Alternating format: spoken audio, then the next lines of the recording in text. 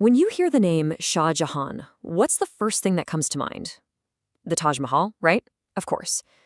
But what if I told you that the very same emperor was also behind a brutal and decisive conflict with a European power way back in 1632? A conflict that had pretty much nothing to do with grand monuments and absolutely everything to do with power, politics, and a personal insult that just went way too far. So let's set the scene. It's the early 17th century, and in India, you've got these two major forces. On one side, you have the massive, incredibly powerful Mughal Empire, now under Shah Jahan. And on the other, you've got the Portuguese. They'd set themselves up as a serious naval and trading power, and they controlled key ports, like Hooghly in Bengal. You can just feel the tension building, right? A confrontation was almost bound to happen. So what was the spark? What finally lit the fuse?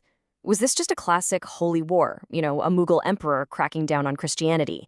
Or was it something else? Something more like a calculated political payback against a rival that had, let's say, pushed its luck one too many times? Now, the standard story, the one you might have heard before, is that this was all about religion. It's a simple case of Shah Jahan, driven by his faith, deciding it was time to crush the Christian Portuguese.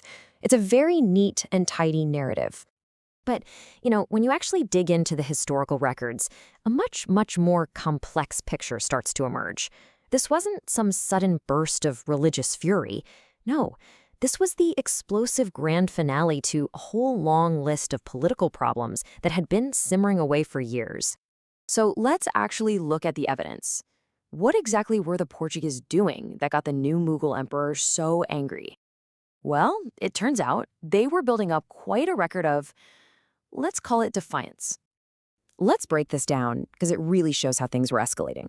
First off, a personal snub. When Shah Jahan was just a prince rebelling against his father, he asked the Portuguese for help. They said no, flat out. And you can bet he didn't forget that. Then, when he becomes emperor, they don't present any tribute, no Nazrana, which in that world was a massive sign of disrespect. On top of that, you've got the economic angle. They were basically engaging in piracy, disrupting Mughal trade left and right. And finally, yes, forced religious conversions were happening, but look, it's just one item on a long list of political and economic moves.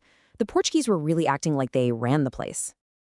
But all of those things, that was just the kindling. The final spark that lit the whole fire was something direct, deeply personal, and frankly, an unforgivable insult to the imperial family itself. This is the moment. This is where everything just goes off the rails. It's one thing to mess with trade or refuse to pay tribute. It's another thing entirely to kidnap the personal maids of the Empress, Mumtaz Mahal, the very woman for whom the Taj Mahal would be built. This wasn't just a political issue anymore. This was a deep personal insult that absolutely demanded a response. And that response, it was swift and it was absolute. Pushed over the edge by this final act of arrogance, Shah Jahan decides that's it. It's time to punish the Portuguese and reassert Mughal authority once and for all. And the retaliation was incredibly fast. In 1631, Shah Jahan puts a new governor in charge, Qasim Khan, with one clear order: deal with the Portuguese. Almost immediately, Mughal forces lay siege to their stronghold at Hooghly, hitting them from both land and the river. The Portuguese tried to fight back, they tried to negotiate, but by 1632, it was all over. A total, decisive Mughal victory. And listen, this wasn't just about Hooghly. This shows it was a much broader strategy. The Mughals followed up by attacking other key Portuguese spots, like Daman and Diu, forcing them to surrender too. This was a systematic campaign to bring a defiant power back in line. But, winning the war is one thing. What comes after? That's another story. And the aftermath of the siege of Hooghly is where things get really brutal and a lot more complicated. I mean, the scale of the defeat was just staggering. 10,000. That's the estimated number of Portuguese who were killed in the fighting, a devastating blow to their presence in the entire region. And beyond those who were killed, another 4,000 were taken prisoner. And their fates? Well, that's where this whole story takes a very dramatic and dark turn. So here's the crucial twist. After a war that was sparked by politics and personal insults, the punishment took on this intensely religious character. The captured Christians were given a choice: convert to Islam or die. Many who refused were executed. And on top of that, their churches in the area were systematically destroyed.